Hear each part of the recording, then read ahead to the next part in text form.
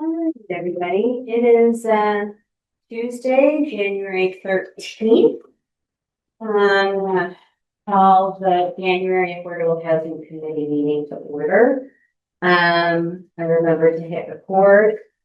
Tonight we'll hit the same topics we've been working on for a while. We'll start with a few extra bits. We'll start with an update from the chair-to-chair meeting. Talk about the next housing report. Now that we're in January, we've got data for the 2025 or the 2025 year. So plan for the next steps for that housing report. Any updates on HOA covenant inventory, next steps where we want to go there? Check in on any updates from DRB happenings, if anything has come up since the last time we met. I will bring everybody, try to bring everybody up to speed on the Planning Commission's enabling housing package of amendments that they're still working on. And then we'll finish up with a brief check-in about tabling at the town budget meeting on January 20th, liaison updates and other business, and then plan for our next meeting. Is everybody okay with that agenda? Do we need to make any changes, move anything? Okay. Moving right along then, we do have a member of the public joining us tonight. This is Vance. I don't know if you guys have met. So, Vance Corky. nice to meet you. I'm Frederica Keating. We're not opening for public comment. If there's anything you'd like to share or questions you've got, you don't have to, but. I'm really intrigued by trucks and planning commission, but it's probably a huge topic and probably a huge distraction. So, but Well, very curious. we will definitely have an opportunity on the agenda to get to that. Portion of that. Okay. I forgot, okay, moving on. I forgot to I sent out the minutes of the last meeting right after we had it, but I forgot to attach them here. Did anyone have any edits or changes, concerns, if you had a chance to look at it? I wasn't at that meeting. We have no concerns. Okay. We're not gonna vote on it because we won't have, we don't have all the people who were there, so move on. Okay, so next was, I wanted to check in about the chair-to-chair meeting. Frederica, I wondered if you were able to attend and if you want to tell us what happened. Yeah, so the chair-to-chair meeting was happened as per invitation, I think, from the chair of the select board, Eric Johnson. And the invite went to the chairs of all the town committees and commissions. And it was on December 3rd, and it was supposed to be an informal kind of meeting, exchange of ideas. And it was not a public meeting, so it wasn't recorded or anything. And the people there were the chair of the select board, then I didn't catch his name, but from the email that went out, I deduced it's Cody Phillips, who's the chair of the Jericho Bicycle and Pedestrian Connectivity Committee, still known to most as the Trails Committee. And then there was me, and then Phil Newbeck was there, I think, for the Planning Commission? DRB? No, for the DRB, correct.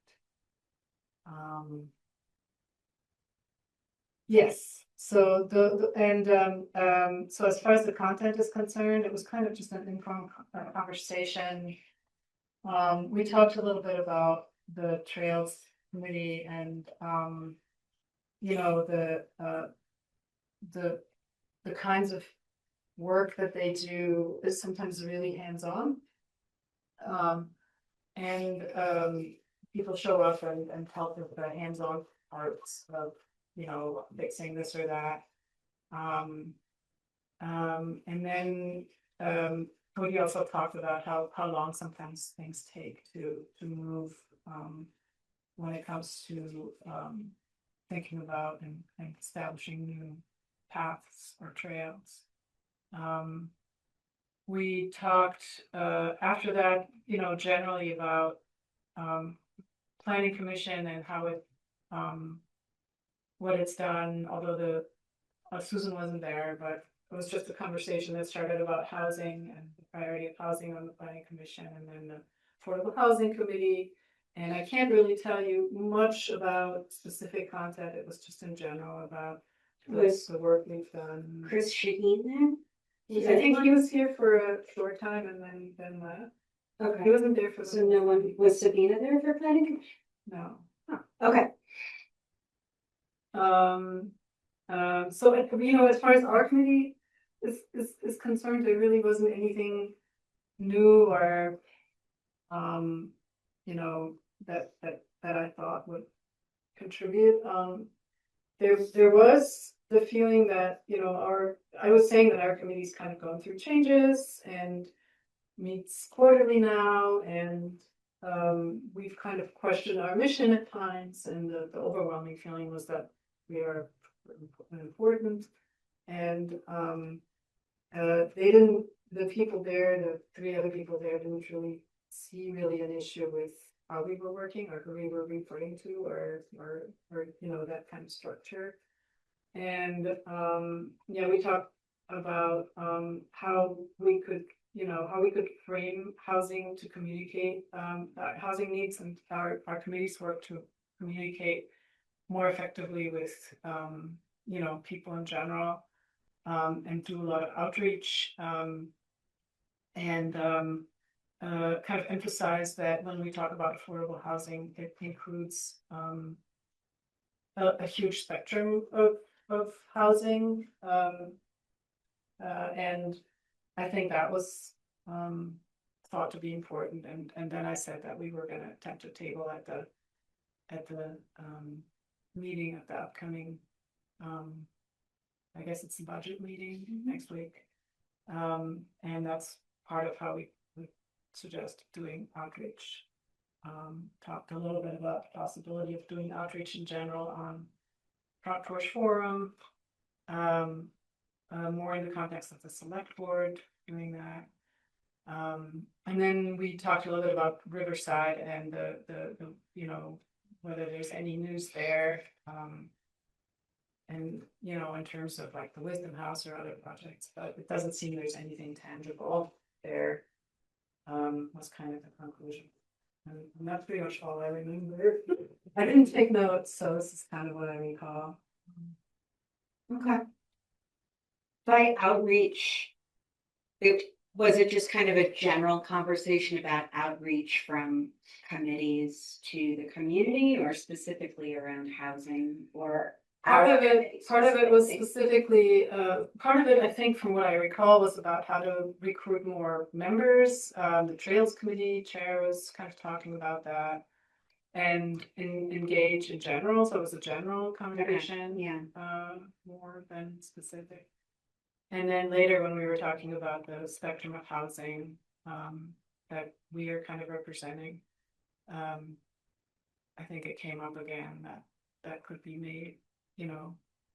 There could be outreach on places like Front Porch Forum in addition to town meeting, to make it clear, what we mean by affordable housing. Cool. Thank you for going to that. Well, depends in terms of the weather, and it was like bad weather from what I recall. People were getting, it was that night where people were getting stuck. Yeah. And like roads were closed, and I was in California Beach. All right. Anything else on that before I move us along? So the next item is planning the next housing report. So I'll be kind of brief here, but as I said, now that 2025 is done, I've started pulling the data together. I got through all the certificates of occupancy from 2025. So these are new housing units that have come online in 2025. There were 16, 13 were single family dwellings, and 3 were ADUs, I think. And so I'm pulling the zoning data down now. The way that it's organized, and this gets to a point that you wanted to touch on later, I think, Chuck. The building permits, there's a website that you can access them through for all of Vermont, but it is really poorly organized and really laborious to get through. And so it's not just zoning permits for new houses, it's any zoning permit issued at all. And there's no so you have to click on each file, wait for it to load, and then scan it for what you want. And then if it is what you want, then I will quickly add it to my database and then click the next one, wait for it to load, scan it and see, oh, that's not for building, that's for somebody's porch, and then close it. So it's really not well organized. So anyway, A, I'm going through the process, but B, it speaks to something that you brought up. Yeah, the DRB website is really, the zoning website is poor. Well, the DRB documents are all there. No, they're not. They're also in. You click them and you get a dead link. Sometimes you get it. A lot of times you get a dead link, and they're not there anymore. On the new website, I couldn't find them. Oh, I was looking On the new website? Yeah, because when you sent that email, I was like, I don't. But they are not, it's not intuitive. Like, they're not easy to find, but once you find where they are, they're organized very nicely. Anyway, so. I do think what we have learned is that zoning permits are not necessarily an indicator of what's going to get built. Because we've expressed optimism a few times based on zoning permits issued for buildings that never got built. I mean, Of course. Right. So, and there's no guarantee on the timeline of them, but knowing what people are planning to do is useful data to collect. For the town report, for the. Yeah. But Anyway. it's true that, that we report on it with a grain of salt. Well, one year we were excited because it was like 4 fourplexes, and they never got built. Anyway, my suggestion is you have put too much effort into that and sacrificed speed.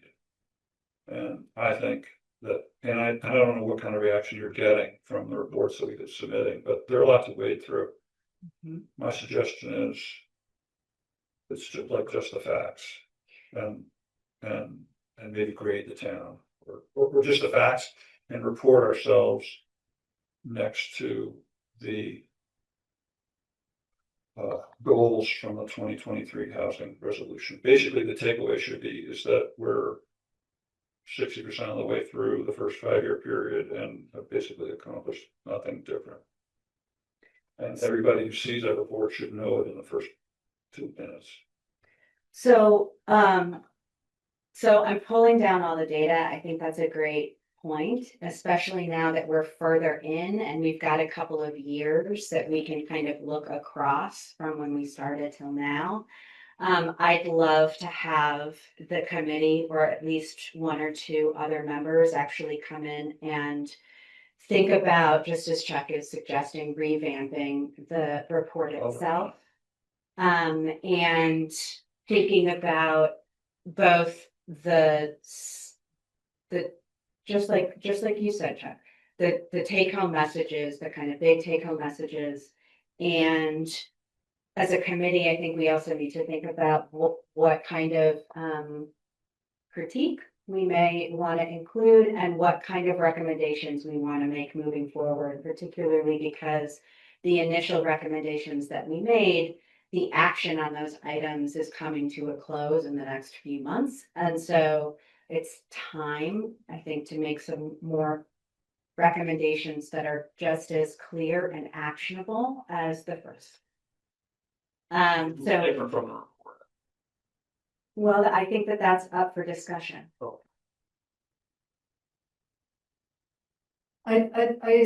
know, having worked a little bit on the general layout of the report, I agree that it was, it can probably be streamlined.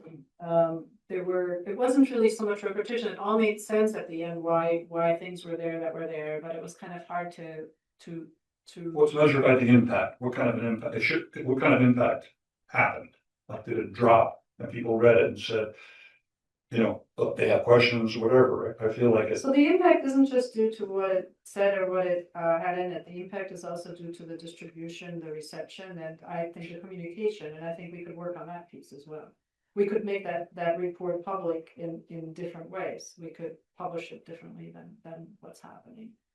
And that might have an effect on impact as well. Okay.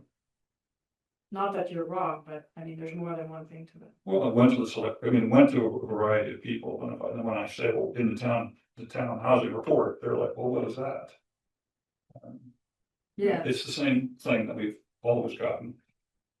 And I think we talked about the main message on the last one being that only a small share of people can afford a single family home. And if we're not talking about multifamily housing, we're not talking about housing. You'd be surprised that message has come across, though. I mean, if you think about that most recent DRB hearing, that was essentially mentioned in the Morgan room. It came up when you think about it, and when you listen, you know, that's what they were referring to. That it's been made possible. It's been we'll talk about it later, but the impact of our recommendations on zoning regulation changes that have then really led to making it easier to build triplexes, etc. So Yeah, we'll talk about that when it's time to talk about it. I'm trying to hold myself back. I mean, I think that also, to your point, the last housing report was me dropping the ball and dragging it across the finish line. And also, we hadn't talked about, once it was done, what we were going to do with it. And so I think the first housing report unquestionably had a huge impact. And we had a chair who was able to go and, with the backing of everyone on the committee, go to the planning commission and present, go to the select board and present. We didn't make any of those decisions this past year. And part of that is because it took me forever to do it. And that's why it relied heavily on the previous template. But I think that you're right, that it needs a revamp and that we need to be strategic in how we use it.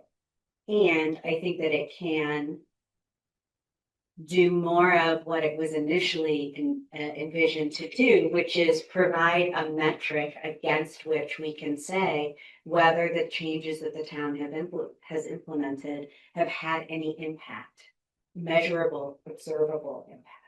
And now that we're a couple of years in, I think we can set up a framework for doing that. So you're interested in that. It also sounds like perhaps this is something that we need to be talking about as a committee too. It sounds like what I'm hearing is folks are interested in this using this as a vehicle to have a bigger impact and to maybe push some of that out. I think the metrics that we think are most important should be right up front. Yeah. And then our conclusions should be like right up front. And I think it should be 2 pages. I don't want to think any more than 2 pages. People don't, you know. Well, I mean, that actually kind of brings up another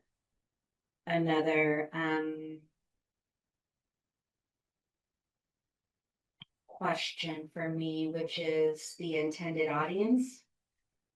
And how it's gonna be used.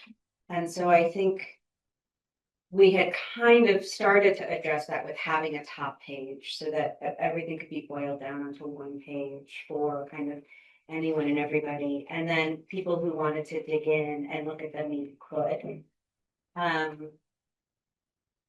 But I think you're wanting, yeah, you're wanting that top page or whatever it ends up being And done in February. I mean, to be big and flashy. well, and also just the reason it did take a long time because you put an enormous amount of effort into it over an extended period of time. Well, And I think if it was, really just, almost like, almost something concise enough that it could go in the town report. it did go in the town report. And, No, okay, how many pages? I put it in the town. Yeah, there was, I thought that's where it was. Yeah, the top page went in the town. But your take home is a good one, and I want to reinforce for a committee that is currently meeting quarterly, we cannot turn something around for February. So this is where I think, I mean, when did we put it in? It's also been less than a half a year that we put that through, right? yeah, but it was late. That was for 2024. Yeah. So, okay, I see what you're saying. So the 2025, so yeah. Yes. I guess if we had a template, we just have to fill the template. But what that would leave out would be all the context, like with the regional planning commission has said and how that factors in, and there's a lot that happens.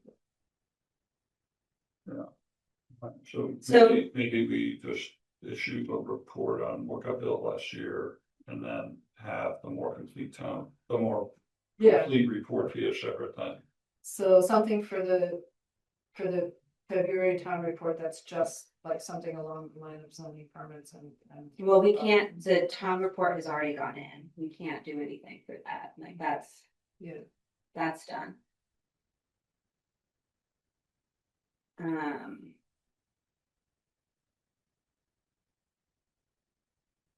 So what I heard you just say is a report of what got built. And then, which I'm telling you right now, which is what got built. And then I think this other impact, critique, whatever, Yeah, okay, let's do that. is a separate thing. I'm asking, I'm not suggesting, that's I'm fine. asking if that's what I'm hearing. I would do what got built and also what other changes happened that will affect building, like whatever zoning regulation changes have happened, or whatever big time changes in Right. that would facilitate. I'm suggesting maybe we put out what got built that would satisfy my anxiety. And then do a fuller report with. I mean, if you just want a front porch forum post of all the certificates of occupancy, Yeah, that's something doable. where we can quickly compare for the last 2 years. What got built, how expensive it was. I don't know if we can get the cost, right? Yeah. It's seeing me. It's really hard to navigate all of it. And so I think what has changed is that's why we're here. Is really important. Understanding what zones are permitted to be built in so that people know what's approved in our area, because that's not clear. And I feel like that's why we were directed here, is because they said you are the committee that answers those questions. That's all area. So I guess at the end of the Planning day, commission. having like an idea of how, Who said that? having an idea of how the community Yeah, can navigate this to build more houses, because what you're talking about, I could probably help you build, not that you'd ask me to within 48 hours, because that's my job. But I just think like we want to help with housing in this community and in Vermont. And we've had the If you have a challenge. specific piece of land, you should be able to go in to talk to the zoning administrator and say, what can I do on my land? Yeah, we have, but it's even beyond that, I think, within this whole community, because other people are talking about it too. And so suddenly we get a lot of questions coming. Were you able from- to get the answers to this for your property? And I think it's beyond our property. I think it's like I've heard you speak at a number of events now where like, there's just not enough housing here, and we're very interested in doing that. And like I understand all this reporting, but it feels like what the reporting is, what are we doing within this community in Chittenden County and in Jericho to help homes get built? And saying like these new homes, are they actually things that are increasing housing? Are they? That's why I was thinking, it'd be good to have like, what was built, but also like what the Chittenden County goals are, and like what the Jericho goals are, and where that's. Like, we have to build 40,000 homes to accommodate in the next 2 years, and I don't know that 21 homes is gonna make that much of a bend in that. So. Yeah, there's goals for each town that have been set, right? And the Jericho goals are kind of at the lower to medium end of what we put in our housing resolution. So it's not that many units. How many? I forget. It was something we had it in that. All 30 units a year for 30 units a year with half of them being, well, 20 of them not being a high end. That was our goal. That's the housing, that's towns. Yes, and then the Regional Planning Commission that also like said there's goals for every community had something that was lower than that. It was, for medium would be 17 homes per year. And they didn't specify what kinds, Correct. 17, and we are. So they had a range, We are still, 8 to 26, but yeah, we're still below that. I mean, based on what the zoning is in this community, what number of homes, forget about that number, like if that. Like if we were to like blow it out of the water in this community and build enough homes to have a substantial impact, how many of the zone properties currently within Jericho, how many homes could be built if everyone took advantage? I guess to me would be, Current zoning, okay, that's what I was wondering. So what's the realistic measure based on current zoning? Because how do you build 30 homes if current zoning doesn't allow for 30 homes? Like is it 100 homes based on the current zoning? Doesn't mean everybody will. But like, to me, those are metrics that really help Jericho and other people get behind the opportunity to actually create homes in Vermont, in Chittenden County that are affordable. Is it possible to even put that number together based on zoning? To say, how many buildings? What do you mean, do you start with empty lots, or do you start with? Yeah, so you look at where has been approved for zoning, and then in those, like if someone has an 11-acre lot and right now it's 150% X your current.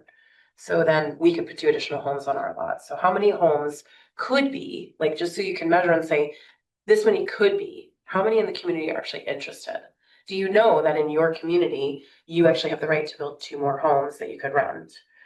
Like, is that, to me, directionally, like this is our community, so that's why we're here. But I think our impact is really an interest in the greater Vermont area to get healthcare providers and teachers into the area like everyone. And I feel like I feel right now like every town is taking this approach that you're talking about right now, which is really conservative, and it's not moving the needle for people we know that want to move here as teachers and healthcare providers. Jericho is still taking it very timid. Yeah, and I think a lot of county towns are. I don't think it's just here. And like Montpelier's being relatively aggressive, which is great. I just wonder, like, what else could this committee be doing to make the community aware? Do you know that these funds are available? Do you know that these number of lots would actually allow 100 homes in Jericho? And do you know our goal is only 30? Do you have any interest in learning? Could we do some kind of session that allows people to come in? Because I do think it's a greater problem. And with the way the world is today, Vermont is frankly one of the safest places to be. And not that we want everyone, we do want everybody coming here, we don't really. Zombie apocalypse place. It's a wonderful place, and it's like I I suggest that think we're in a tough move place. this Sorry. discussion about the planning commission. Yeah, he already yelled at me and said, "Stop talking." No, I think can I just confirm you are, can you state your name? I'm Lisa Gorgie. Thank you. And And you have expertise, it sounds like, in We've done a lot of research and work to make this happen, and I have real estate but commercial, not this space. to make what happen. So I run multi-unit businesses, like Okay, expansion of businesses Okay. and, so. Great, join the committee yeah.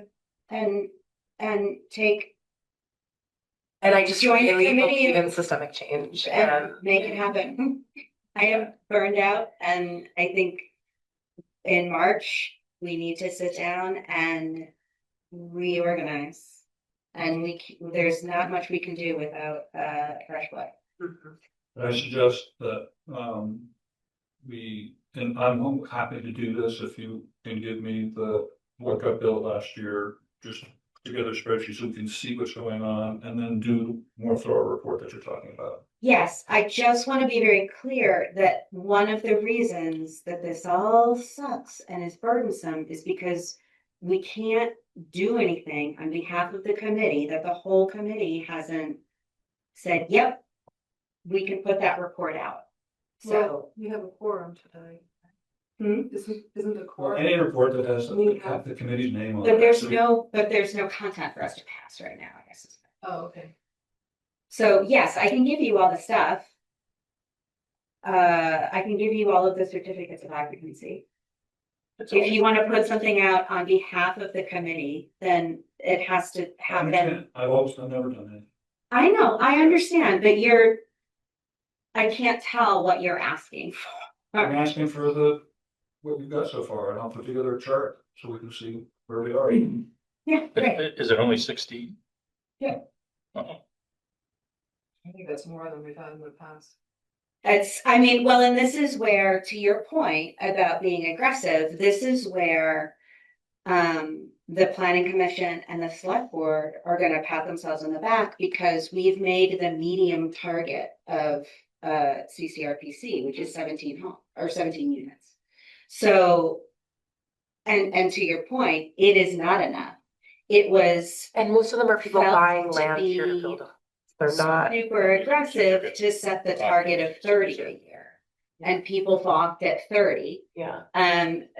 One of the numbers we batted around was 50, and there was no way we could get that passed. So I'm just And 16 the affordability is- target is going to be a number. Anyway, yes. All right. So what I'm hearing is just in terms of takeaways is I'm giving you the certificates of occupancy. You're going to draft up a quick report of what got built this year. And you're also interested in kind of outlining and revamping the actual report itself. What are we gonna do with the sheet that you're gonna put together? Is there a way we can electronically vote on it? Well, Do it in public? it's the facts. Give the planning commission. Or where did you get the data? I will get it myself and. Steve, I'm not protecting the data. I'm trying to have a conversation and understand what next steps are and what the deliverables are and what the timeline is for those deliverables. I'm not hoarding anything. Okay. So I'm just trying to make sure that we're following public meeting law. And I don't know what, to your point, I don't think there's anything that we can do electronically because we haven't even, this wasn't even an item that we could, an agenda item for us to vote on tonight. So I don't think there's anything we can do tonight. We could meet in February instead of waiting until March. We could have a February meeting. But that would be to work on the larger report. No, to do something with that. It's a little shorter, something that comes out of the Affordable Housing Committee, because otherwise, in order to do anything with that, we have to have It could be like just the facts. I don't know, but you need anyway.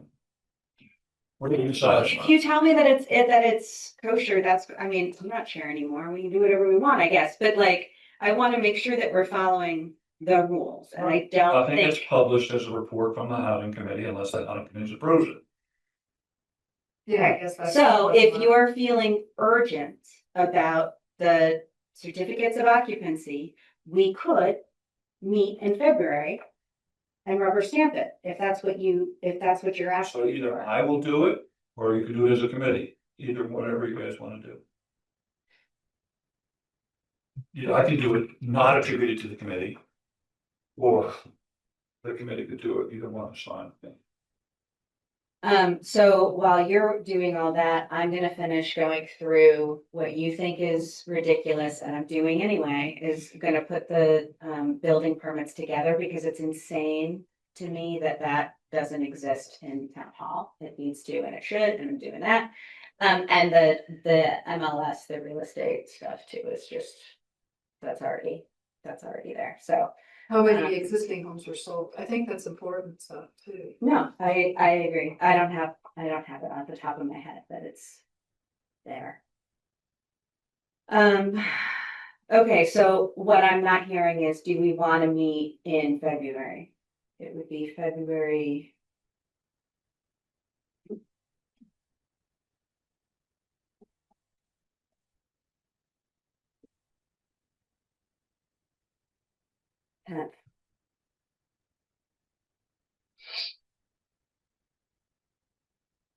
February 10.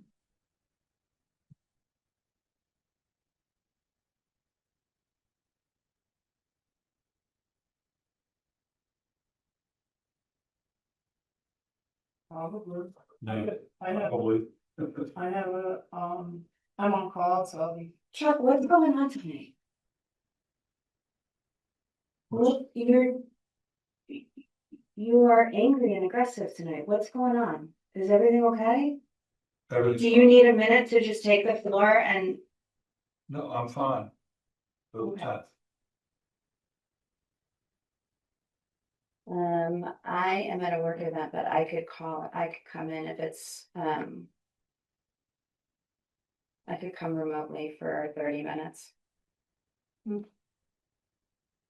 Stacy, are you around February 10th? Okay, great. Okay, so we're gonna meet February 10th. And the goal of that meeting will be to discuss The report the, in general. okay.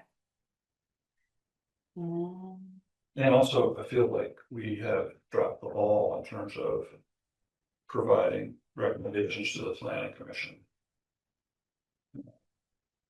I mean, we did, We gave them recommendations for things to be included when they were doing the village center revisions, things that we thought were no-brainers.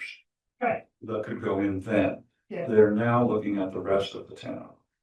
So, we've given them overarching recommendations for the whole town, right? Yep. Not just for the village centers. We had like. What we said applied to the entire. What you said in particular. Only housing everywhere in Jericho. That was the bottom line. That was even the bottom line of the town week, okay, right? then we need to remind them. Yeah. Yeah. You think that's not happening right now? Because I haven't listened to planning commission meetings. No, it's not all. Yeah. So you're still talking about the focus on the village centers? No, they're not talking about the rest of town. The recommendations we gave them for the rest of town were things that we thought were no-brainers. Right. That could go in when they were doing the revisions to the town centers. And they're now looking at that as if it's kind of stretch goals. I Okay, mean, so they are the directives upon which everything that we're doing as a planning commission member is based off of. is our. Based on our. Those recommendations, those are what we were charged as planning commission, those are what the planning commission was charged with by the zoning board. And they were given to them for the previous revisions. So they were like easy. For any particular revision. Yes, we we did. didn't do it for just the town center. Guys, this is not useful or productive. We are where we're at. regardless of what we intended, what we thought, we are where we're at. I'm gonna move us along. Is there anything HOA related that you wanna hit on? You know, I've had a few people call and say, you know, do I have an HOA? I've said, yes. I haven't come across anybody who's willing to, you know, challenge their neighbors about changing their HOA. I think the next step is to maybe publish a list of the developments that have HOAs that ban anything other than single family homes, and just see if people are willing, or try to find some people who are willing to step forward. So I think that's really great that people have asked if they have an HOA. I have an HOA. What do I have to do? What is the next step? Like, this is what I need. Read your HOA, Mhm. see the things you don't want, Mhm. and hire a lawyer for about $400 So who, to take it, and, you know, what lawyer am I at? Like, what kind of lawyer? It's gonna be $400. That's out of my pocket as the individual. you And then want- that lawyer. Most HOAs have already revised their HOAs for something. It's either an easement, the ways know how to make decisions, that have done revisions in the past. And But I have no idea. I didn't even know I had an HOA until I called you and found out I have an HOA. And I'm really committed to this. What are my next steps? I'm asking rhetorically because this is what I'm not gonna just saying to somebody, you need to go fight this, isn't give me the actionable next steps. the and actual next steps would resources. be to read your HOA, decide what you want to change, Okay. and have the HOA write up a change, an amendment, and then you need to get the majority of the people in your. But Well, I they've can done. say that my HOA has no meetings, Can I make a not suggestion? once. If you were to get copies of as many HOAs as possible within the community, find out who each of the head of the HOAs are, and we can actually do a review on all of those HOA agreements and see what, great, and then can we identify in there what would need, we should be able to tell, like I could probably do it for you as well, what would need to change to make it for people to be able to do a second answer, that's what we're talking It's about, really- right? it's- Is an ADU, AUD. Like, it's not working. It's not just that, but yes. What it takes is someone willing to spend a couple, I could, you know. He's maybe- Sure, so that's what I'm saying, is I'm willing to do a summary or work with you on a I've summary. said before you said I won't do it. That's not what I have said. That is you turning things around. I have said over and over again, I'm happy to do it. I do not have the time or the bandwidth to figure this out. I have asked in multiple meetings to say, we need to organize this information. We need to have clinics. We need to do all of these things. And unless I initiate, nothing happens. And I can't initiate anymore, and it can't be on my shoulders. Okay, well, As someone who lives in foothills, I am happy to do whatever you bring to me on a silver platter. And that is going to be true for all of these people. And someone, the committee, led by someone who is willing to take on the project, needs to put this together to make it as easy as possible for people. Do not say that I wasn't willing to do something. And don't suggest that this is all my fault. You did say you didn't have the bandwidth, correct? Do HOAs have to be filed with the town? Yeah. Somehow? I assume they do, right? I'm happy to sit and work with I you have on copies it. of all of them. I was in today working on it, answering some people's questions. How many are there? So How since, many, I mean, It's over ballpark. 500 homes out of 2,000, and they're concentrated where the planning commission is expecting housing to go. But are they, how many HOA agreements are of the 500 houses? How many Are units there, are in each? are there 20 HOA agreements that Maybe represent those 25, 30. 30? Okay. so what do you want to do with it?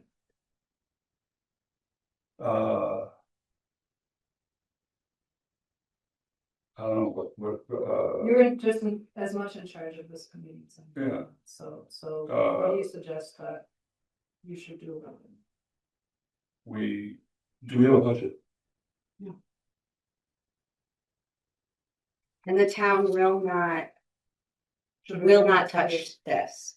Should we, yeah, so what that has to do with We can do whatever we Just want, but education. the town. There's a lot of reluctance, change it because it's supposed to be like legally untouchable. But that doesn't mean we can't, bring the concerns to the planning commission, to the select board, or to Front Porch Forum. Right? We can educate people. We can't pay.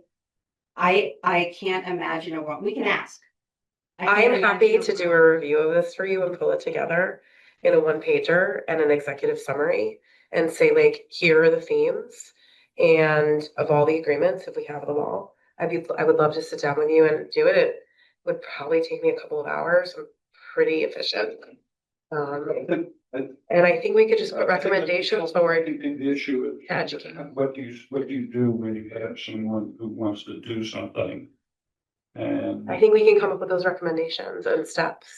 In OCR. they're gonna be something along the lines of, you have to go through your HOA and see what you want to change. Will you give me the opportunity to take a look through with you? I will sign off on whatever NDA or whatever else is required, and happy to join the committee. You don't have to sign off on anything. I'll public I would be more than happy to sit down with you and understand the nuances, and I would bet you by your February meeting, I could have something pretty compelling that is really just like information out to the community through Front Porch Forum saying, we have this report that the whole committee would need to approve.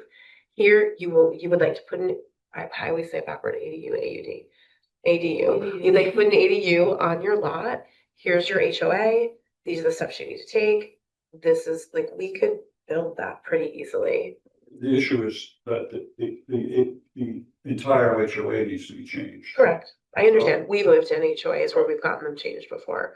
It's no harder than changing the school districts, and we've done that in New York City, so we'll be okay. We need to find someone, for example, who would go around Foothills and get the signatures of 36, the minimum of 36. You need like a champion. Well, there'd have to be somebody motivated. Yeah, you need a champion and. Yeah, Correct. But if that person just knew that they could, wow. They probably aren't even thinking of it, is my point. Like, I love education, just educating people to what's possible. And that HOAs could be a real barrier to growth. I mean, Stacy, will you do it for yours? I'm not sure. I mean, I get how important it is. And I think having someone outside of the community is sometimes helpful because it creates non-friction for you within your community. I mean, how big a target, you don't mind us just, how big a target do you think it is? I mean, I'm envisioning a development where single family houses sit on maybe an acre or two. How many people would even be interested in a ADU? Well, that is another question that we've asked ourselves along the way, we talked about. Is this a focus? It's like, who even is interested? Usually it's just folks whose kids want to move back, into town Or they want to put or they want to put up a there. sheesh in the backyard with an Airbnb or something. Or they want to have their mother-in-law move in, or, those are the, and I don't know how many. The question is, are you willing to have the town zoning regulations be the controlling factor in building in your neighborhood? Well, which is it? Is it the town or is it Right now, you have an HOA that says we're not gonna follow the town zoning regulations. We're gonna have our own zoning regulations because we're signing contracts among each other. Because we want to make sure our neighborhood And so, pays whatever. and so the question is, if the town will allow a fourplex in this neighborhood, will you allow a fourplex in your neighborhood? So that's the other piece of this is, so the work that, Stacy had done a lot of this work early on. When we initially looked at this, is it's not just about ADUs. There's lots of, as I'm sure you're aware, there's lots of other restrictions that are exclusionary. And so what you're saying in terms of helping people identify things that, like having a service truck parked in your driveway, is not allowed in my neighborhood, but they do it anyway. But if a neighbor wanted to, they could legally go. So there's lots of different, and that speaks to who's allowed to live in the neighborhood, right? Or operate a business. And so there's lots of little things that we identified early on that we would be able to flag for people. Now Chuck's got this great inventory together, so we have all of the information in a central localized place. He's gone through and tallied all of these different kind of exclusionary bylaws and which HOAs have them and which don't. The next step is educating, outreaching, and empowering people to make this as easy as possible for them to make these amendments. I agree. So maybe My other goal in doing that was to hopefully convince the planning commission that their plan to put housing in all these developments is flawed. Nonsense. It's flawed because of the HOA. Because of the HOAs. Like, So I was following. You can't say, we're gonna reserve 85% of town for the wealthy, and we're gonna put everybody else here. But that is where the HOAs are. There aren't HOAs outside because I didn't make that jump with Where you the to town- understand that you would put a multi-family unit within an HOA area. Yeah, but That to would be get back to that would be the goal. So it's a Lisa's two level kind of. I think Well, any issue. zone, anything that's allowed by zone. I mean, restrictive HOAs, restrictive means in part, they are more restrictive than our zoning laws, right? That's the restrictive part, and that's impeding housing on all kinds of. Right, so the zoning wouldn't allow for a multi-unit anyway, and then. Yeah, they allow, they'll The allow. HOAs tend to be where the town is friendlier to multifamily housing. Oh, There's I no see. need for an HOA in 75% of the town where the town bans multifamily housing. So they're concentrated where the town has, Allowed it in where multi. the town has said, well, this is where the housing's gonna go. So So the housing's not gonna go there because of the HOA agreement. So part of the reason why I did this was to try to convince the planning commission that they need to look beyond the area where the HOAs are for additional housing. to your point earlier, in terms of like, what is the maximum that is feasible, based on zoning. The idea, one of the things that the town has, and it's not just the town, the county and the state have pushed is infill housing, which is essentially what you're asking. What is the maximal infill housing that our zoning supports? But because of the HOAs, that's the HOAs preclude. Supersede it, yeah, that makes sense. Exactly. That's the Yeah. So that's the double win, that's double, basically the yeah. core housing strategy is to. Yeah. For I was only thinking multifamily housing, of the Promote neighborhood that. and then I went off the. the HOA to prevent it. In the other area. Okay, so what I'm hearing is, Lisa, you're interested in partnering with Chuck to put together a strategy for moving forward about Concierge approach to allowing the community to approach their HOA in a non-aggressive manner. If they have interest. Amazing. And then finding out the loopholes, which I can put together. And how to have that discussion. We can come up with scripts. And if there's anyone interested, happy to be an outreach point to help them liaise with their HOA if you all should approve for me to join the committee. We have an open space on the committee, is there kind of? There's so many open spaces on the Is there any committee. formality here? The formality is, so there's a, I did fill out the form online. okay, great. So we as a committee can make a recommendation to the select board, but the select board is the one that would appoint you. So if we said, no, we don't want Lisa, it's unlikely, No, I'm just kidding. it's unlikely that they would, I'll tell you what kind of cookies I like most. Okay, you got it. Then it's maybe questionable what the select board would do, but if we say we want this person, I can't think of an instance where they haven't. But it's not up to us, I guess is the long and short of it.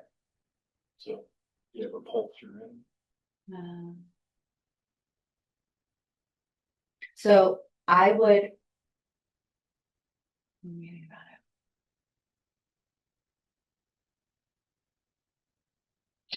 talk about it. I'm gonna circle back to it at the end of the meeting. Okay, are we okay to move on to the next item? Okay. So updates, DRB happenings. Okay. Good test case. Hit me. All right, there were only 2 agenda items on the Mr. Sin DRB meeting, and that's the only one that's happened since the last time I gave an update. That was on December 10th, just pull up my whole thing. So one of them was irrelevant to us, the other one was a use review for conditional use review for the development of a fourplex at 20 Morgan Road. This initially came up at the September 24th meeting, and I talked about it at our November meeting, but I don't think everybody was there. Just to recap, the history of this development on 20 Morgan Road is that there is a prior plan for 3 duplexes that goes back to 2016. And building 3 duplexes, they're allowed for a 50% density bonus. However, this plan failed at the DRB back in 2016. Then there was an environmental court that asked for mediation. Mediation resulted in a settlement agreement, which was that there would be 3 duplexes built, with 1 duplex being perpetually affordable. The applicants then pulled permits, but the permits sunsetted. Then they pulled new permits in 2023 and started construction. And then in spring 2024, they came to the DRB for a sketch plan review. And then things happened, including memorandum of next steps from the DRB, which was appealed to the environmental court, and then they threw it out.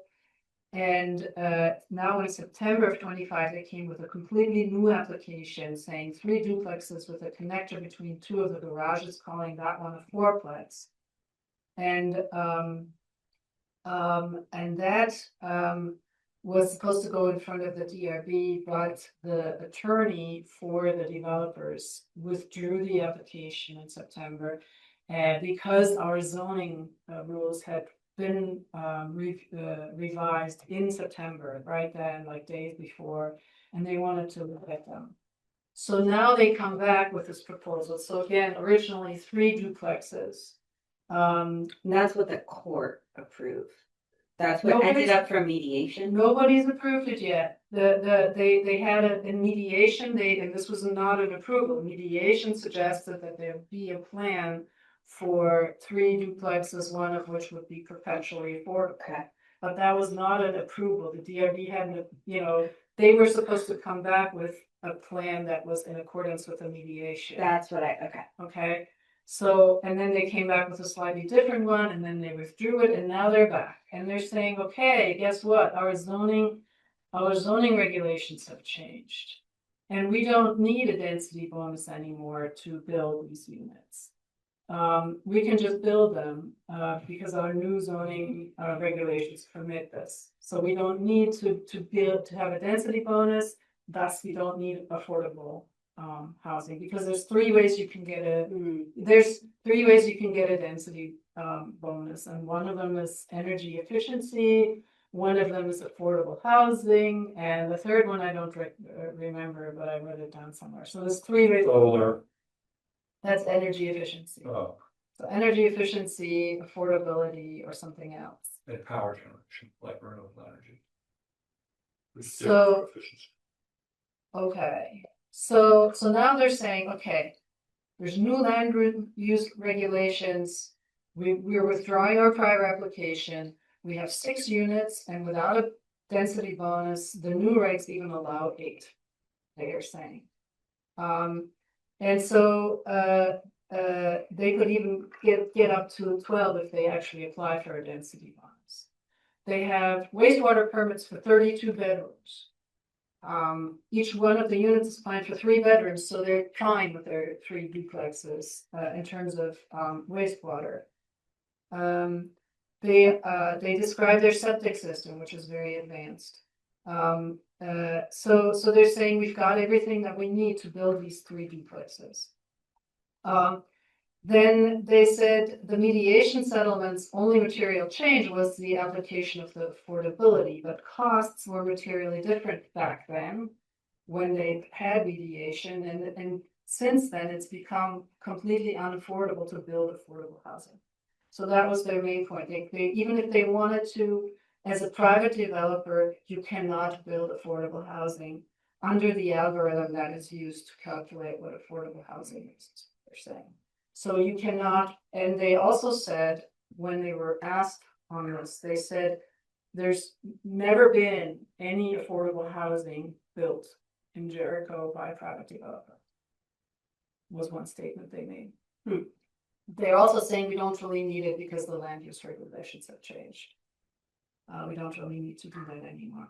So they were asked to clarify the issue with affordable housing, and they explained that, for example, when the Champlain Housing Trust builds a house, they build it for 500,000, which is how much a unit these days costs.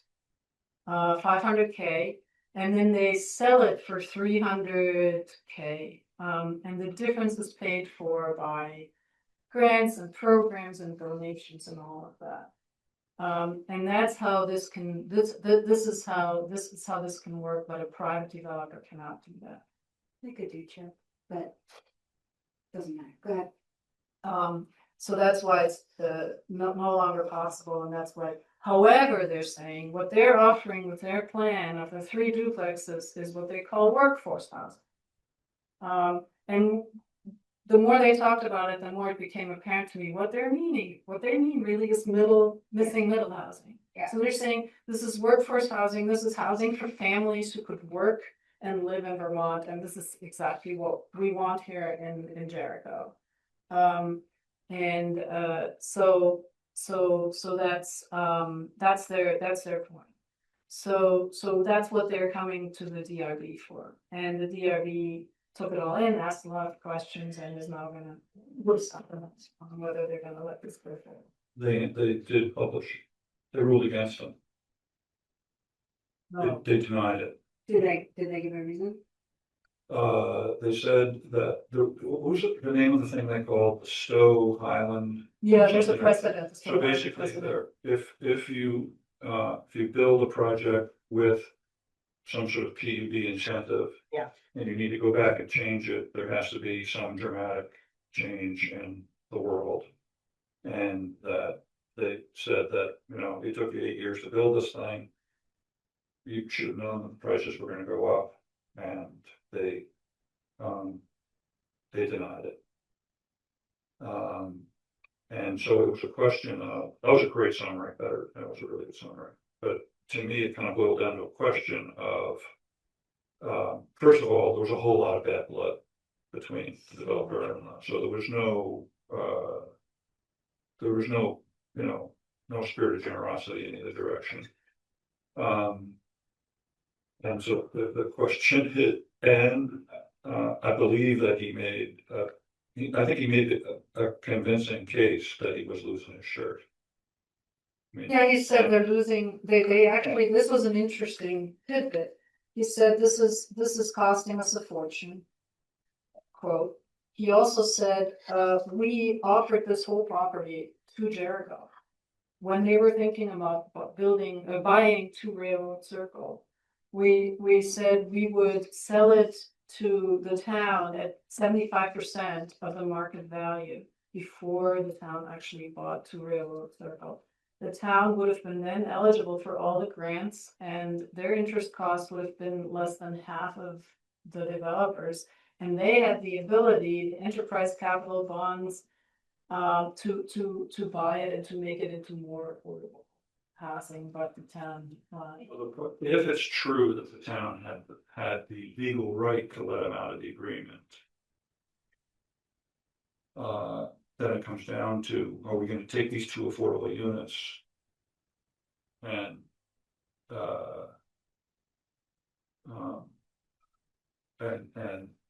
not work with the developer to on sort of the basis of survivability. I mean, I believe that it is true that he's gonna lose a ton of money and that he can't do what he agreed to do. So then the question is, do we just take those units and call it a day or are we going to try to demonstrate that, we're going to attempt to work with developers and builders and to be a little more accommodated. To me, that's what it kind of came down to. If it's true that they didn't have the legal right under the Still Highland case to let them off the hook. I believe he also might have said, and the reason he wanted to have turn the duplex into the fourplex was so that he could then add another unit.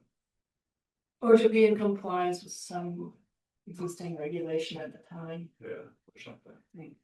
Oh, that's stuck. So I think that the DRB's was kind of like a deal's a deal. But there may be other legal stuff that is, Yeah, I have no idea what, real. you know, anyway, so that's the update from the DRB. But it's John Draklin up against, our town lawyer, Yeah, I'm sure there's, I mean, to be continued. if that's the case, it's probably to be continued. It is, they did file an appeal. Yeah, it's, so we'll see, in the meantime, they already built most of this, right? Oh, it's They built. built the foundation. All those houses are there. They've been there for quite some time. Yeah, I mean, I think the work, I mean, personally, Don't have certificate of occupancy? No? they don't have a permit for those. Oh. There's a lot going, there's a lot. Yes. It's Permit got withdrawn. it's more than that can It be. goes back. Oh, wow. Well, it's exciting. Anything, I mean, I think that's just an important. Yeah, so what's important, like But for us, for anything- us is that it's an opportunity for workforce housing, which falls under our affordable housing plan. Yeah. And it's too bad that nothing is happening, and I don't know whether we can take a kind of a stand on that or make a recommendation on that, probably not, because I have no idea what the legalities are. But they did quote the Affordable Housing Committee, at one point. They said, due to the work of the Affordable Housing Committee and the work of the Planning Commission, the zoning regulations changed, and they changed in September. Yeah, In favor of their. this was the density one. Before, you could build, you could get conditional use approval to build a triplex on a 3-acre lot, except you needed 6 acres. There was a requirement that you basically needed double the acreage. This was the whole 5.6. 5.11, they referred to that. Finally, They said it was an error somewhere that worked out after the town eruption. Yeah. yes, I don't know. Okay, There's some things on that, but So that's that. thank you. Can I don't know what the minutes are gonna look like for today, but can you send me just like a blurb of this, just an update blurb, cut and paste what you got there, just. I think all we have to do is say we discussed it. I don't think it's too, there's, anybody's curious about it and get better information from them. Yeah, that's a good point. They have a transcript. Yeah, just refer them to the. I looked at the transcript and I just got the video, and it was really line by line. It was Yeah, very interesting. Okay, what was the date of that hearing? December 10th. Great, thank But you. I didn't really follow up. All right. That's tragic. Okay, I'm gonna move us on. 8, 10. Okay. Updates from the planning commission, their work on enabling housing.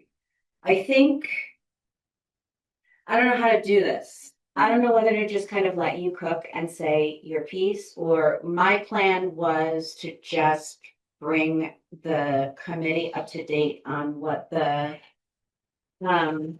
sure, go ahead. what the goals and guidance that the committee is using to do this work, and then to go through and touch base on each of the 9 housing committee recommendations and kind of where I think they stand in terms of what the work that the committee is doing. But okay. and I just want to reiterate, I'm on the planning commission, but that doesn't, I'm not speaking as me, but I'm reporting what the planning commission has done, but I don't want to get in that back and forth where I'm feeling like I have to defend this, that, and the other thing. This is not personal. Okay. Maybe would it help to see is I feel like it's kind of wordy. Maybe it's helpful to just put up. So the enabling, let me make sure that I can share. Because I want to get it right.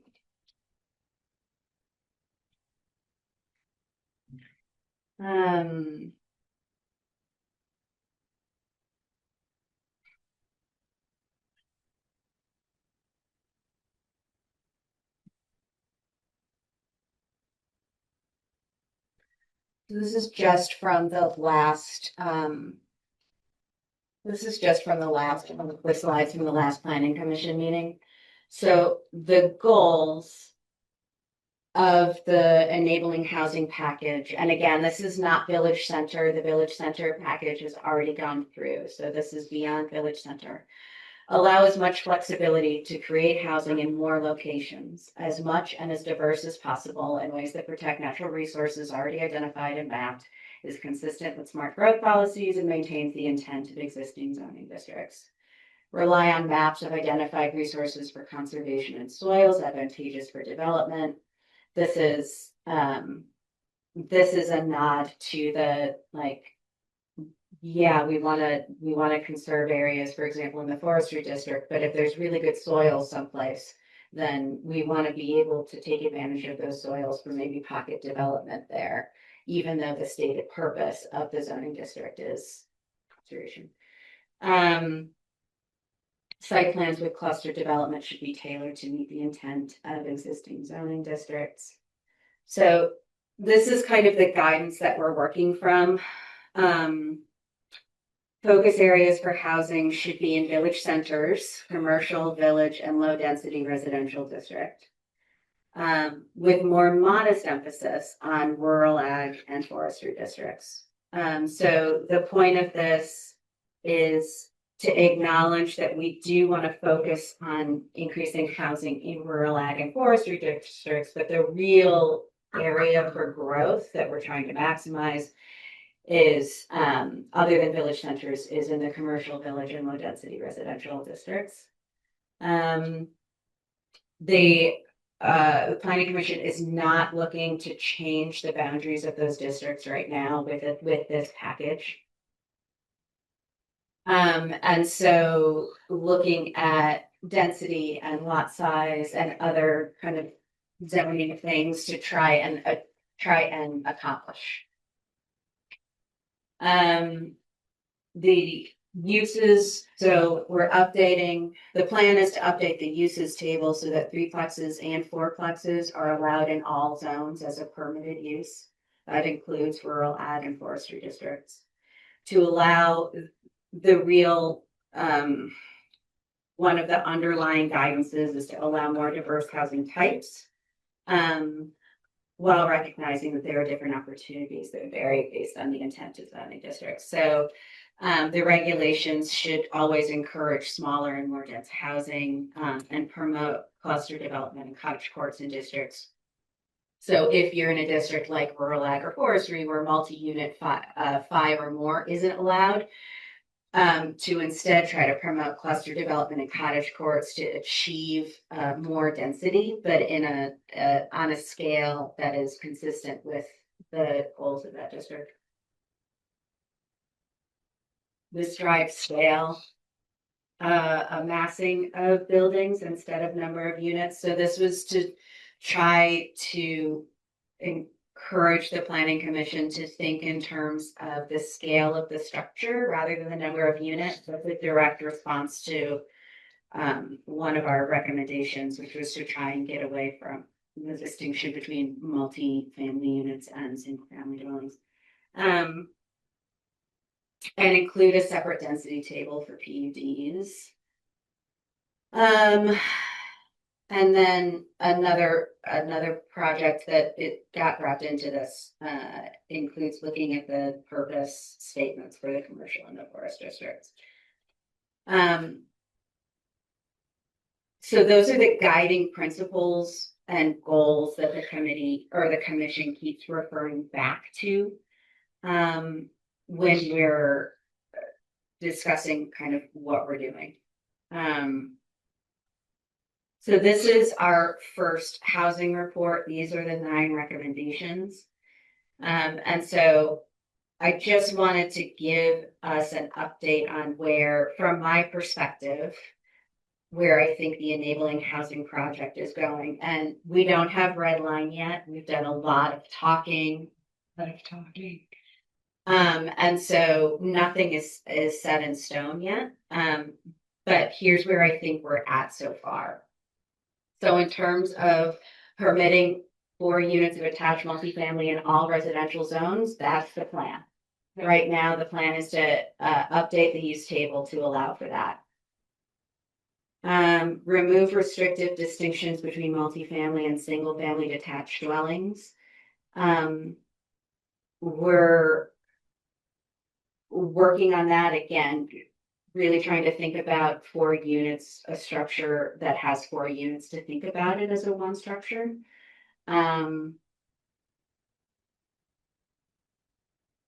Reduce or eliminate minimum lot sizes, especially in village center and village districts. So minimum lot sizes were completely removed from village centers in the last package that got passed. In terms of what we're working on now, minimum lot sizes are proposed to be reduced. Again, we don't have red lines that everyone's voted on yet, but what's proposed at the moment is low density residential, which is currently 3 acres, would be decreased to 1. Village, which is currently 1 acre, decreased to 1/4 acre. Commercial, the same, going from 1 to 1/4. And so, yeah, greatly reduce or eliminate frontage requirements, especially in village center and village districts. So again, frontage requirements, I believe, are, well, I guess it's kind of complicated, but I would say that they've been greatly reduced and in some cases eliminated in village centers. The village so again, I'll go through for low density residential. The frontage requirement that we've discussed is going from what is currently 200 to 80, in village from 120 to 50, and in the commercial from 150 to 80.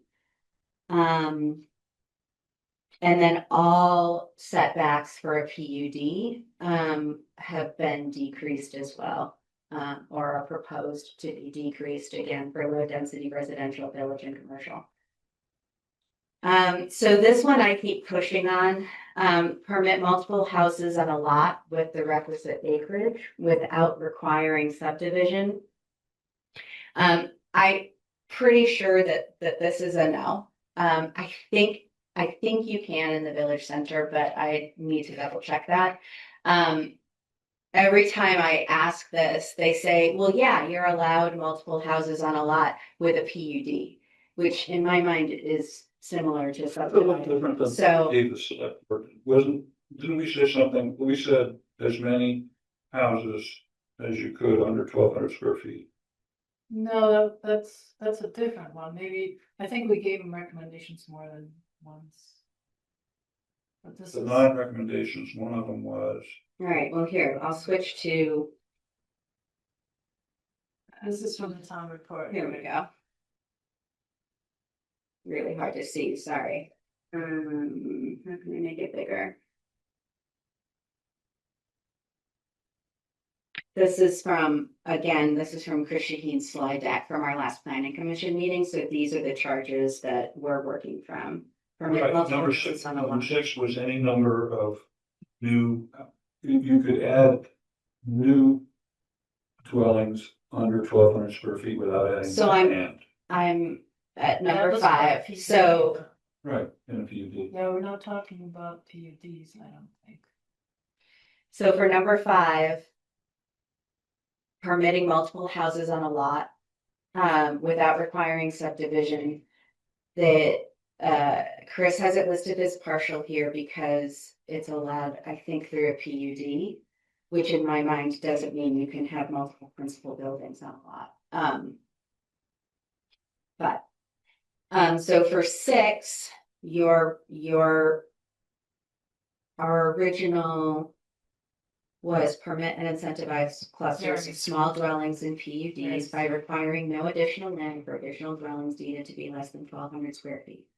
So, for this one, we're still working on and kind of negotiating this. I think my personal hope is that we do a density incentive that's specific for small houses that isn't tied to setting aside a bunch of conserved land. Like the current PUD system doesn't really allow for what we're talking about here.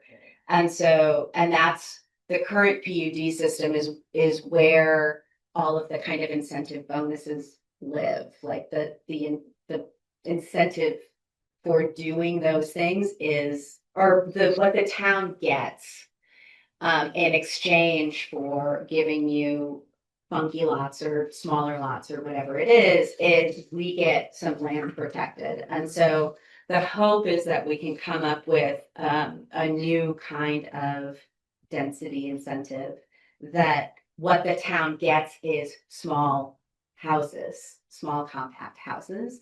But that's still kind of in works and negotiating. It doesn't really, I don't know where that's gonna land. So we're working on it. Number 6 is the guts of our recommendations. I mean, that's what gets us clusters of houses. Yeah, we were ready to put it. That's what makes like starter condos legal. Yeah. So, I mean, that is actively being drafted by Chris Shaheen. And so if we've got some great ideas or suggestions or examples of what that could look like, now is a prime time. I think 6 is exactly what it is what it says. I love number 6. We found a builder. I talked to Chris about this. We found a builder that can do 950 and 1150. And we had said, like, if we can get it approved and test it and make sure they're good, we'll put in one, make sure they're quality. Yeah. Then we're happy to like share that plan and resource with others in the community that want to do the same, because we have 8.5 acres that we can't use. And so it's only a small, like 1.5 acre portion that we could put 4 units on. And then we would reserve all the rest as PUD. Right. And it leads up to Mill Creek. So it's actually a beautiful plot to hike down. And we had said we would create a hiking path for people to walk down. We're right across from the UVM Forestry Reserve on Tarbox. And so I love this. And I think other people would do it if you had a silver platter plan to say, here's how you can do it. Reputable builder. We found someone in the Amish country, because builders are the problem here, the cost, which you alluded to. The thing about 6 is it means that they want to keep the 10 acre zone and they can keep it. Right, because we are requiring subdivision. We want to rent that. We'll keep them as family. And this addressed Frederica's concern. If you just go to small lot size, you're just going to have big houses on smaller lot. I just, I'm looking at Starbird now. Starbird is the groups of 8 condos, 2 and 3 bedrooms on an acre. I assume the water and the sewer's off, not included in that acre. But why the planning commission thinks those should be illegal in almost all of Jericho just drives me bananas. And I feel like number 6 is, when you say partial implementation on the fourplexes, what does that mean? It looks to me like they're still saying no triplexes and fourplexes. It has partially been done. There were updates to Village Center, whatever. The plan is fourplexes in all residential zones. Because it looks to me like there's no change in the 7% of town that's in the forestry anymore. Is that the one they're working on now? Yeah. When maybe they have. There's no red line. There's no there, There's nothing for you to look at to see. like, except for this. Well, except that. Except that I'm going through and summarizing what has been decided, but again, I don't have a red line that I can point to say, see it right. But what you're saying is that that number 6 is not really, is not really Number- agreed on yet. That's Number not- 6 hasn't been worked out. Yeah, haven't wrapped their mind around it. And number one has not been worked out yet. Well, Number one it's is just not. completely worked out. The decision from the planning commission is that fourplexes will be allowed as an allowed use in every district. But what this says is that they partially addressed some of that in the last update. Oh, okay. This is what's active right now. So for example, number 9 is done, not in this. Number 9 was done like 2 packages ago. That's why it says done there. Number 9 is the constructed prior to And can you, 1955. can you talk about why they're not gonna be changing the boundaries of the districts? Other than saying it seemed beyond the scope of the project and requires, it just requires much more work than what they were going to do. I think we have to have approval from CCRPC to do that too, and it sounded like it was a big additional workload that they weren't going to take on for this project. But I think that it is, well, you have to ask Susan about where it sits in the big, like, 10-year work plan. So here's Skunk Hollow Road, which is zoned agricultural. And there hasn't been any agriculture here for 40 years. This is the farm below that the Mazdas have. So in all these lots, these long skinny lots, there's a driveway that goes up the middle. You know, the agricultural potential here and the town plan says that the areas with agricultural potential can be zoned agriculture. There's no agricultural potential here. Susan said, oh, well, there's lots of 10-acre farms now. And if someone were to, well, first of all, here the price of admission is a $750,000 house. So you're gonna buy a $750,000 house and then try to support it on 6 acres of vegetables. It's simply not gonna happen. And if we were to make it, you know, make it possible to build more housing here, it would happen lot by lot. So if someone were to add a cluster of the darker, and this is right next to Route 117. And if someone were to buy, say, that lot and put a cluster of forever condos on it, it does nothing to affect the agricultural potential like anywhere else. Like if this was one big thing, like this land over here on Lee River Road, so this is the land that was just conserved here. And this land and this land, and that Mazda's farming that. But this land and this land and this land is all gonna come up pretty soon, the owners in their mid to late 90s. This land in particular should be conserved. We should really focus on saving that because it has agricultural potential. To zone this agricultural is ridiculous. And this is, it certainly should be zoned the same way Brown's Trace is. There's more agricultural potential on Brown's Trace than there is on Skunk Hollow. More active agriculture on Brown's Trace than there is on Skunk Hollow. And this it serves the same function as Brown's Trace.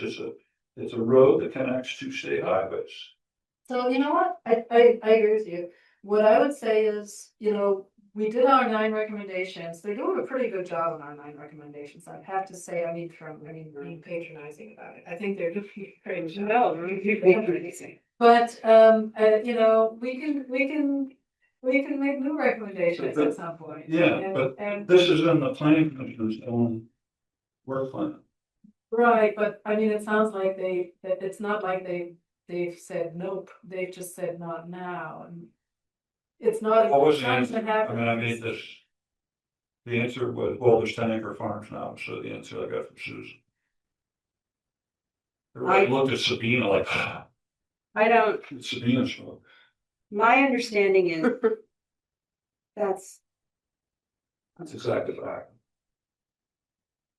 everybody, if that happened, I think people looked at Sabina because it's the rural ag. And one of the things that, and I'm not defending this because I agree with a lot of what you're saying. One of the reasons that Skonkala looks like that is because of you and because it serves as a connector, a wildlife connector.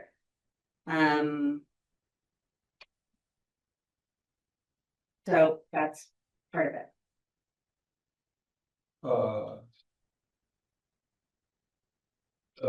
Yes, but I guess. But I agree. I mean, I think Frederica, Don't bother the wildlife and. I think Frederica 1,200 makes an hunters too. excellent point that like we are at a stage right now that many of the recommendations that we have made are being addressed.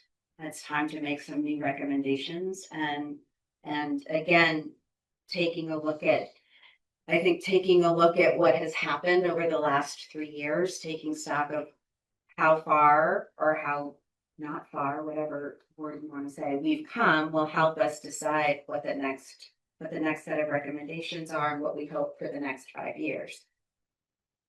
So I think that's everything. The other update density calculations, the density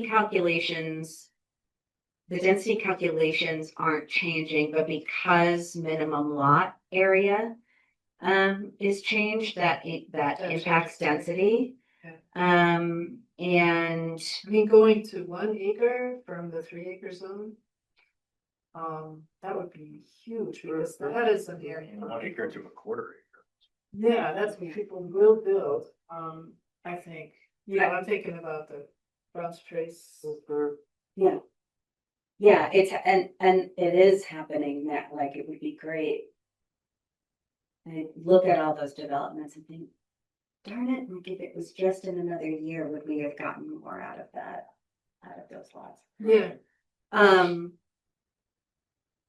What was the other thing I was going to say? The one thing I will say, just to kind of put in the parking lot or in the back of your head and thinking about moving forward is thinking about the commercial district. It's kind of, it has a huge amount of potential in terms of soils and buildable lots. Even landowners who are interested in building. It's a little bit of a no man's land at the moment. It's also in terms of the Chittenden Regional Planning Commission, we got them to mark that as a transition zone, meaning someplace that we hope to move to targeted area of growth in, you know, the next time they re-up that map, which I think is in 8 years. And so there's a lot of, I don't know, I think that that's a potential place that the planning commission doesn't have a good idea about what to do there. I think that there's some history there in terms of the last time they tried to really do something with the commercial district, but I think it's time to get everybody back to the table and think about that. And I feel like we need to Chime in. So I'm very simplistic about that because I don't know very much about the history of commercial versus residential districts. I only know what I've seen. And I can compare that to where I grew up, which was not in this country.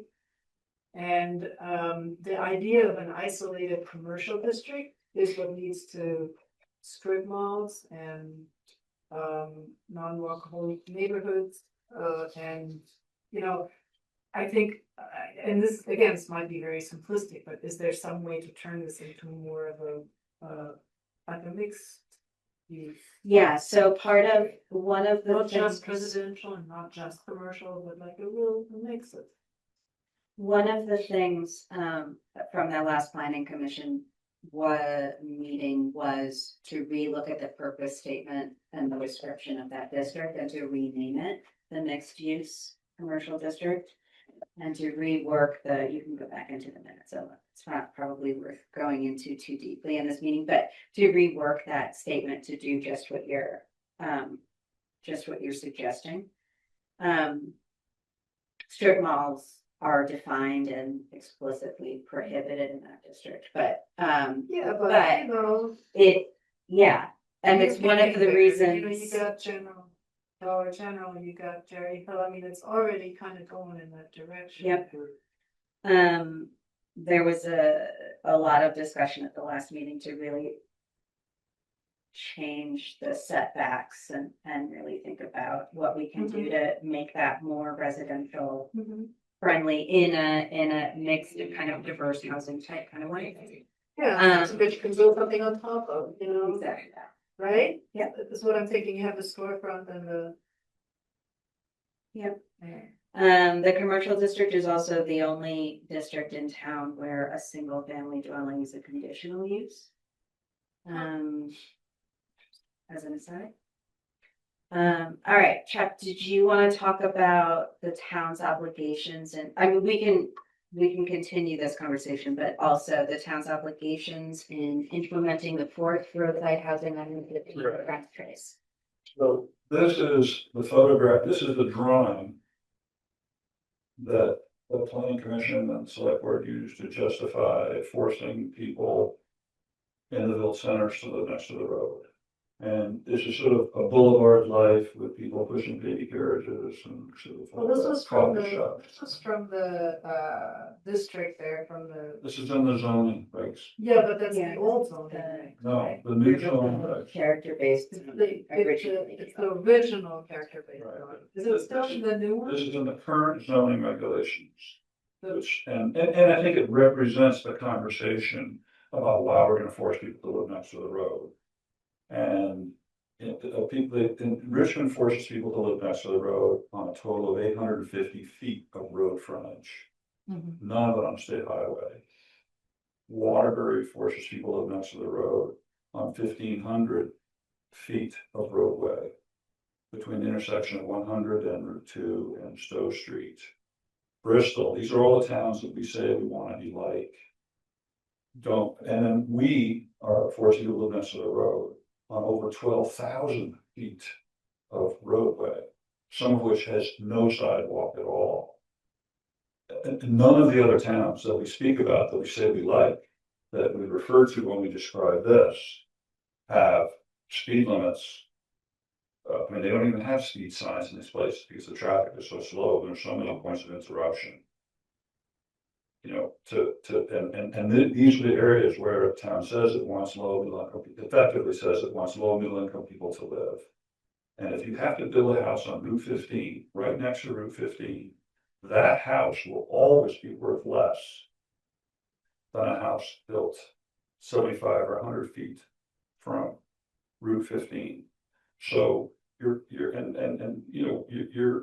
making it just that much more difficult for families to raise children, forcing them to live next to Route 15. I live next to Brown Straits Road, which is nothing like Route 15, but it's terrible.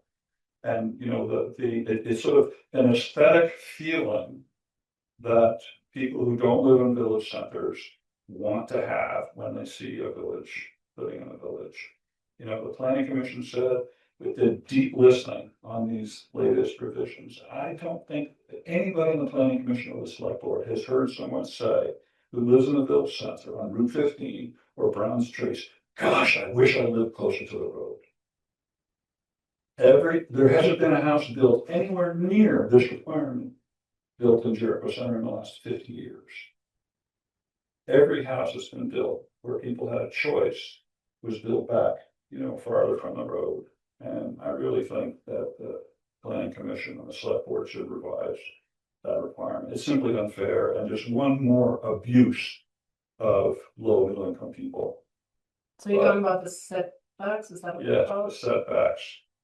On Building Route setbacks. Route 15 and, The Riverside Center. I'm looking specifically. at, no, it's all of them, it's Jericho, it's here all the way up to, Washington Wax. It's just simply not fair. You know, there's some houses along here that people say, oh, someday someone's gonna renovate them. No one is gonna renovate those houses and put $500, $600, $700,000 into a house that's 40 feet from the road. So what's the option? To make them lower income houses? No, but you need to, you say to people that you can put your house where you want to on your lot. The town says if you live on Route 15. on It most has of to be Route within, 15, it has to be within whatever It it has is, to be 50 within feet 30 or feet of the road. 30 feet of the road. Right. Oh, that's kind of silly. That's right. And I live, my porch is, the 27 feet from the road. I mean, I have never, and it's all about old people sitting on the front porches interacting with people on the sidewalk. It's a beautiful thing if you can create this. Right. You can So create- you want a recommendation that removes the maximum front setback? Minimum, Well, the minimum, it's you want people to be, You're right. Yeah.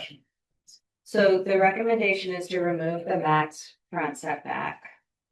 Yeah, I mean, certainly gave them this feedback a lot when they were doing it, and also to the select board, but. No, I understand, but so this is a recommendation that you would like the Affordable Housing Committee to make and to include in our, whatever our next round of recommendations. Well, And it comes from- it's something that they can do. it comes from this committee because you would otherwise think it's kind of discriminatory, or?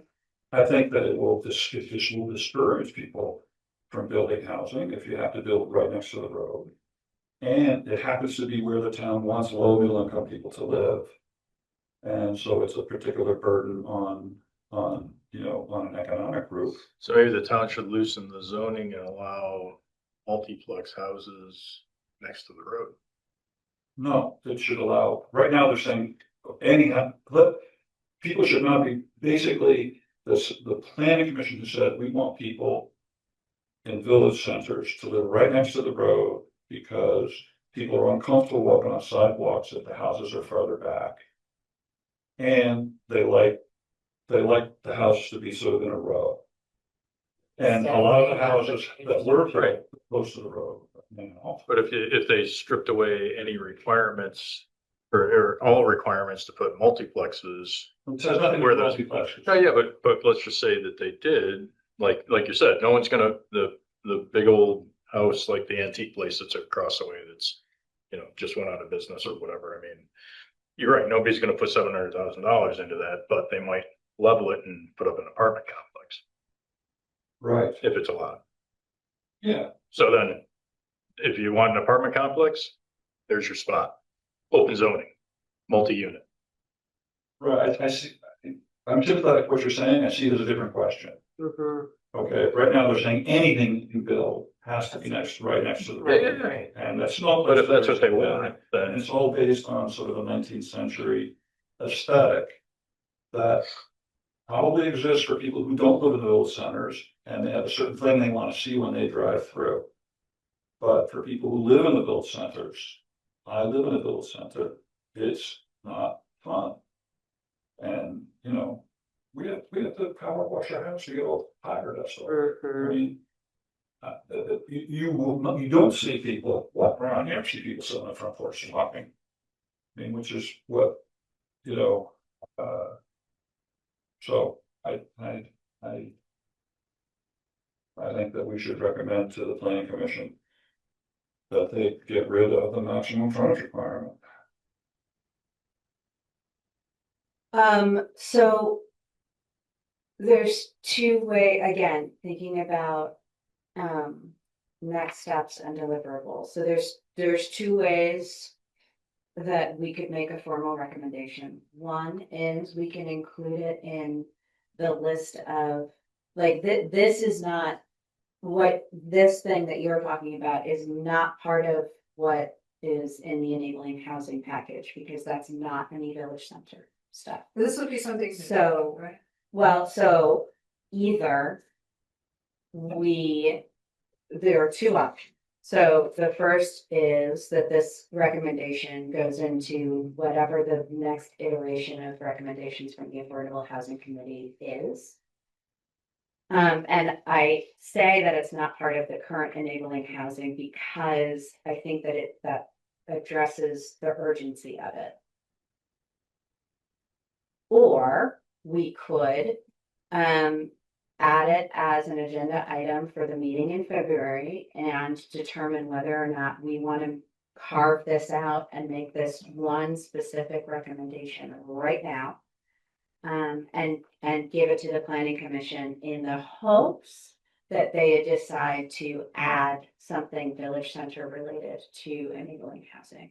I think that's unlikely, but doesn't hurt to ask. So those are the two options, and I think we need to make a decision about it now, because if it's a recommendation that you want to make urgently, it needs to be an agenda item on the February meeting. Did that make sense?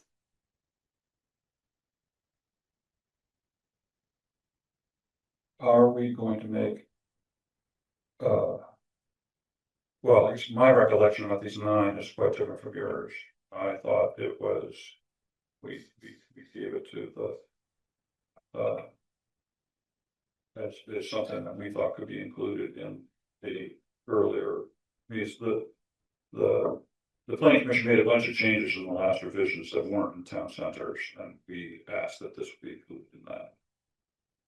And now it's become like stretch goals. Are we going to?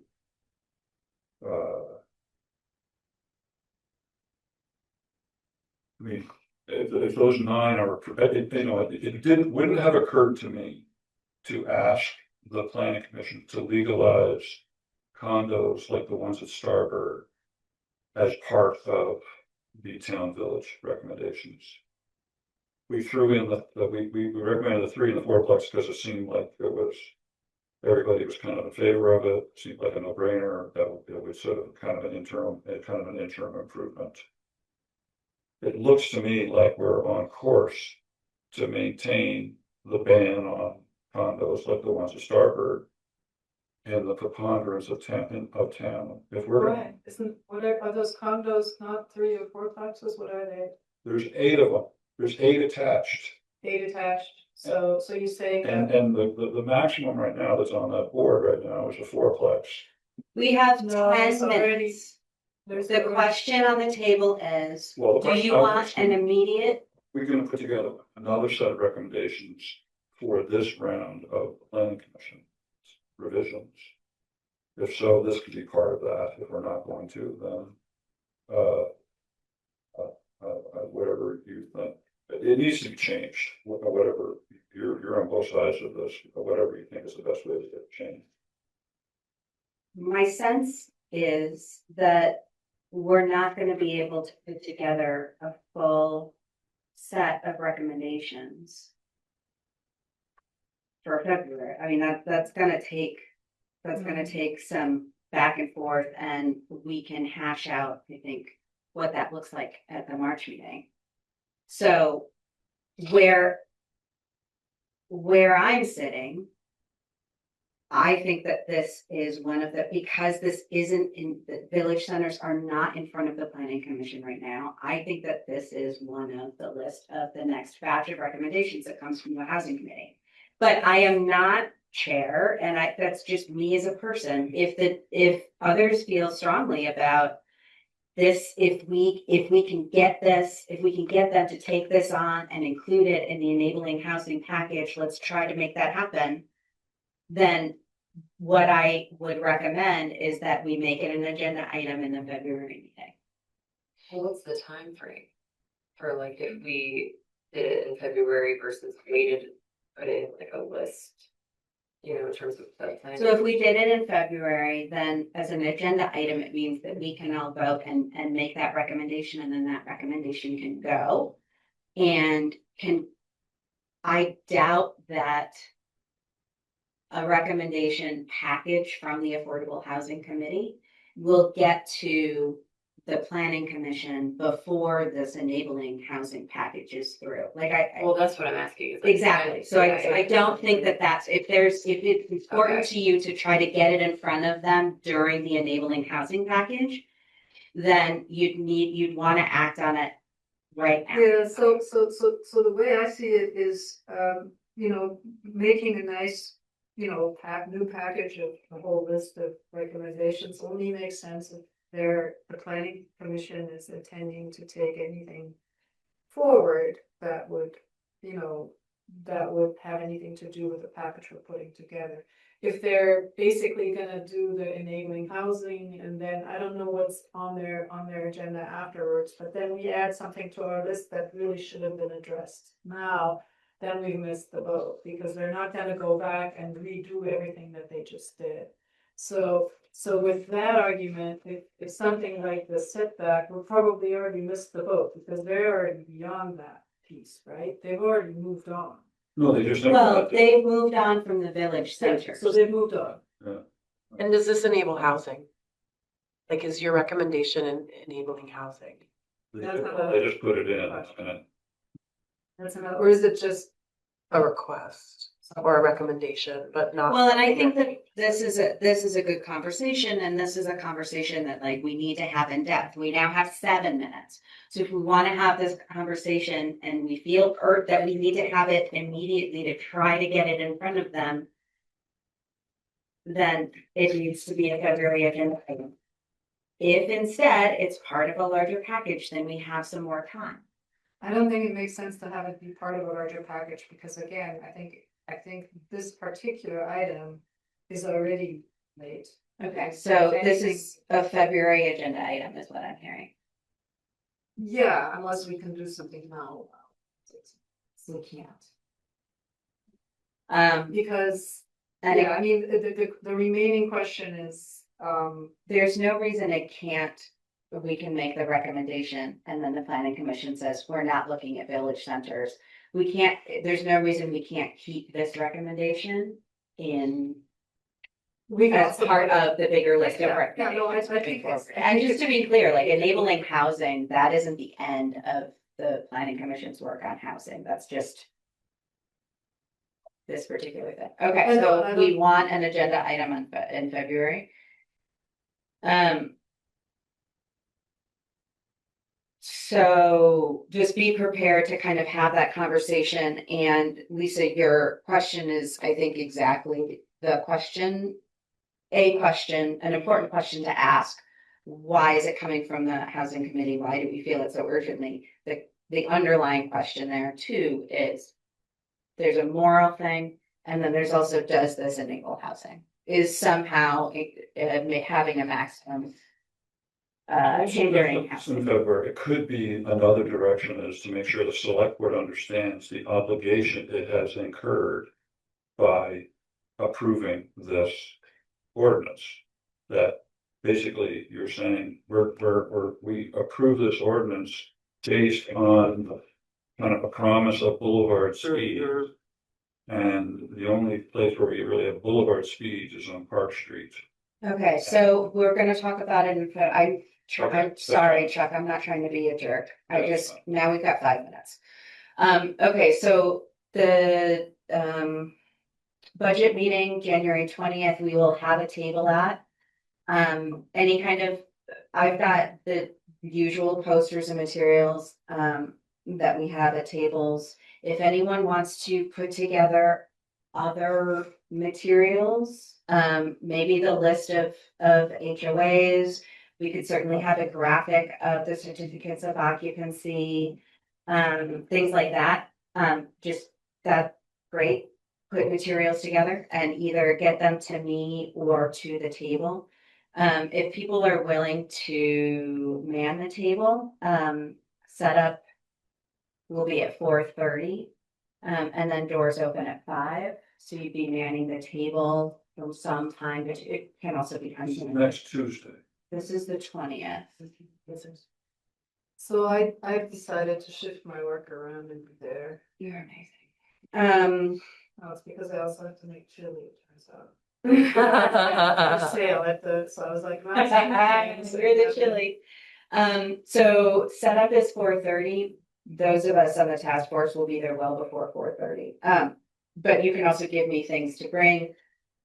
Tabling will be from 5 to 6.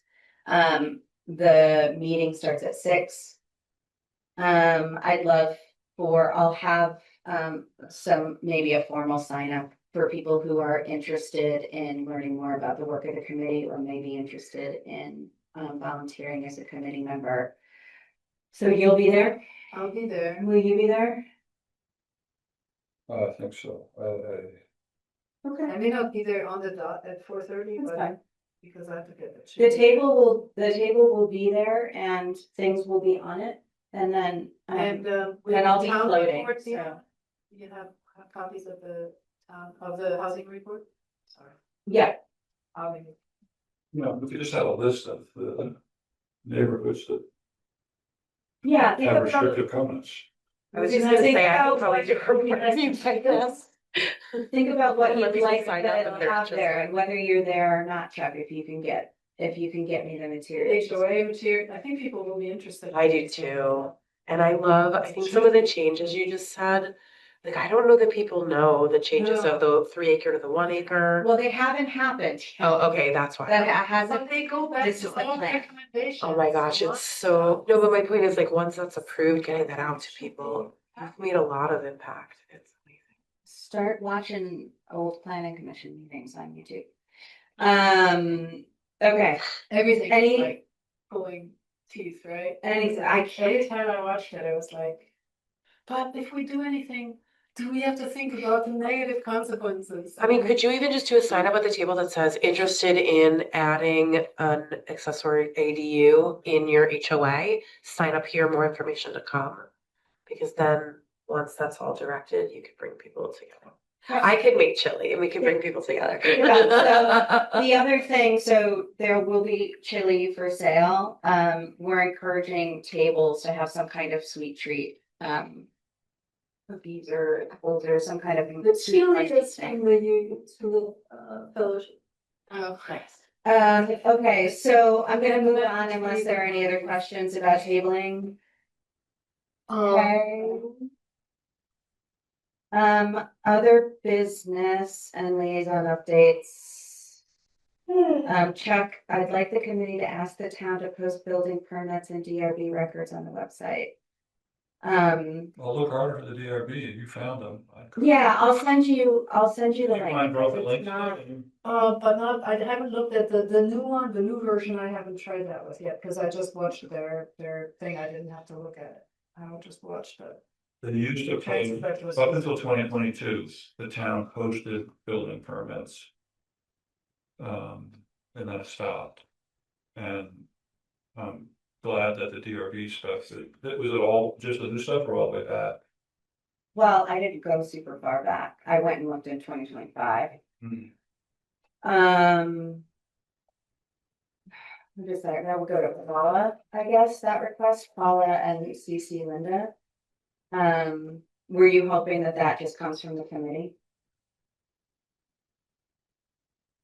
So I just wasn't thinking about I didn't think that far ahead, other than That, it's something we need to, okay. it's something that. I'll keep it as a item to talk about again, or to touch base again on Friday, and maybe, I'll check in with Paula, Linda, and Sabina in the meantime, and just find out if there's a plan for that. Does that feel like an okay follow-up? Okay. Sure, and I'll look again to the DRB. I'll send you a link when I send you the certificates of occupancy. I encourage people to drive by Starburg and just really take a look at just how. We all kind of have known people who live there, or I know people, right? people who for whom it was like their second place in Jericho. So planning for next meeting, it sounds like our next meeting will be February. That meeting will be specifically to talk about, We have 3 things for now. the report on what's been built, the rethinking and planning for what the what the actual housing report from the housing committee looks like, and to discuss the recommendation for removing maximum front setbacks from village centers. Then the March 10th meeting will be our usual March meeting where we talk about work plan and committee reorganization and procedures. Which sounds bland, but I think that actually that March meeting will be really helpful to welcome new members and talk about some of these ideas that we have and actually put them down on a work plan to think about what it's going to entail and what next steps are and what our deliverables are and when we hope to have those deliverables.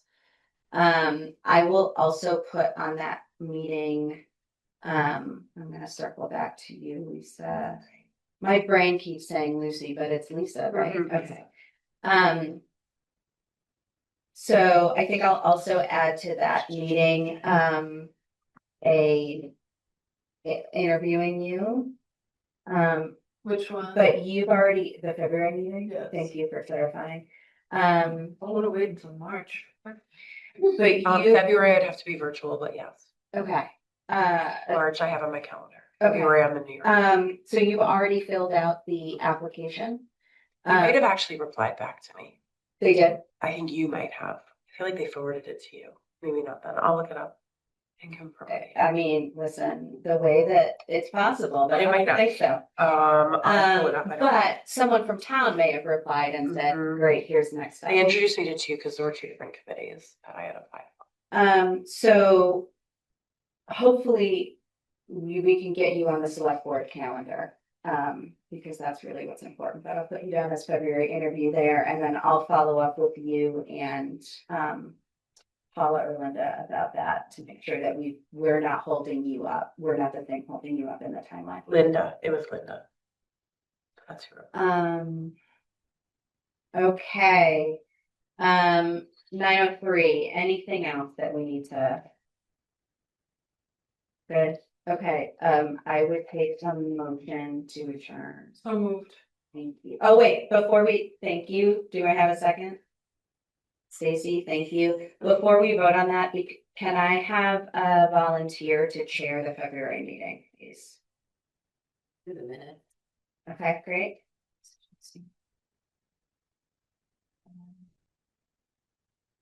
Motion. And second. Frederica or Chuck, will you chair the meeting in February? Yeah, I can do that. I'm just, the only reason I'm hesitating is that I just have to be twice as sure that I really can be there. I'm on call. You see, that's the problem. I might have to step away and answer phone calls. Okay. That'd be exciting. Oh, Cardiologist.